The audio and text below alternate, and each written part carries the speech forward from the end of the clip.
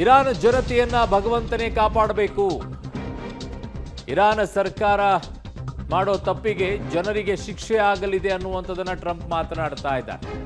ಇವತ್ತು ರಾತ್ರಿ ಇಡೀ ಇರಾನ್ ಧ್ವಂಸಗೊಳ್ಳಲಿದೆ. 47 ವರ್ಷಗಳ ಭ್ರಷ್ಟಾಚಾರ ಸುಲಿಗೆ ಕೊನೆಗೊಳ್ಳಲಿದೆ ಅನ್ನುವಂಥದ್ದನ್ನ ಟ್ರಂಪ್ ಹೇಳಿದ್ದಾರೆ. ದೇವರು ಇರಾನ್ ಮಹಾನ್ ಜನತೆಯನ್ನ ಕಾಪಾಡಲಿ ಅಂತ ಟ್ರಂಪ್ ಹಾರೈಸ್ತಾ ಇದ್ದಾರೆ. ಇರಾನ್ನ ಜನತೆಯನ್ನ ಭಗವಂತನೇ ಕಾಪಾಡಬೇಕು ಅನ್ನುವಂಥದ್ದನ್ನ ಟ್ರಂಪ್ ಮಾತನಾಡ್ತಾ ಇದ್ದಾರೆ.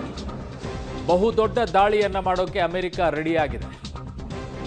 ಈ ಮಾತುಗಳನ್ನು ಆಡ್ತಾ ಇದ್ದಾರೆ ಅಂತಂದ್ರೆ ಬಹಳ ದೊಡ್ಡ ಮಟ್ಟದಲ್ಲೇ ಇರಾನ್ನ ಧ್ವಂಸ ಮಾಡೋಕೆ ಈಗ ಅಮೆರಿಕ ಮುಂದಾದಂಗೆ ಕಾಣಿಸ್ತಾ ಇದೆ.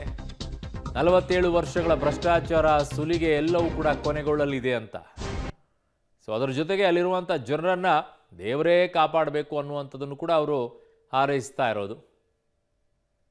ಬಹಳ ದೊಡ್ಡ ಮಟ್ಟದ ದಾಳಿ ನಡೆಯುತ್ತೆ ಅನ್ನೋದ್ರ ಬಗ್ಗೆ ಯಾವುದೇ ಅನುಮಾನ ಇಲ್ಲ. ಯಾಕೆ ಅಂತಂದರೆ ತಲೆ ಕೆಟ್ಟರೆ ಏನು ಬೇಕಾದರೂ ಮಾಡ್ತಾರೆ ಅಂತಾರಲ್ಲ, ಹಂಗೆ ಆ ಕ್ಯಾಟಗರಿಗೆ ಬಂದು ಕೂತಿದ್ದಾರೆ ಈಗ. ಕಾರಣ ಎಷ್ಟು ಅಂತ ಪ್ರಪಂಚದ ಮುಂದೆ ತಲೆ ತಗ್ಗಿಸ್ಬೇಕು, ಎಷ್ಟು ಅಂತ ಪ್ರಪಂಚದಿಂದ ಟೀಕೆಗಳಿಗೆ ಗುರಿಯಾಗಬೇಕು, ಎಷ್ಟು ಅಂತ ಆರ್ಥಿಕ ಸಂಕಷ್ಟಕ್ಕೆ ಇನ್ನುಳಿದಂಥ ರಾಷ್ಟ್ರಗಳನ್ನು ತಳ್ಳಬೇಕು, ಎಲ್ಲಿಯವರೆಗೂ ಒಯ್ತೀರಾ ಇದನ್ನು, ಒಂದು ಬಾರಿ ಮುಗಿಸ್ಬಿಡಿ ಅನ್ನುವಂಥ ಮಾತುಗಳೇ ಭಾಳ ದೊಡ್ಡ ಮಟ್ಟದಲ್ಲಿತ್ತು.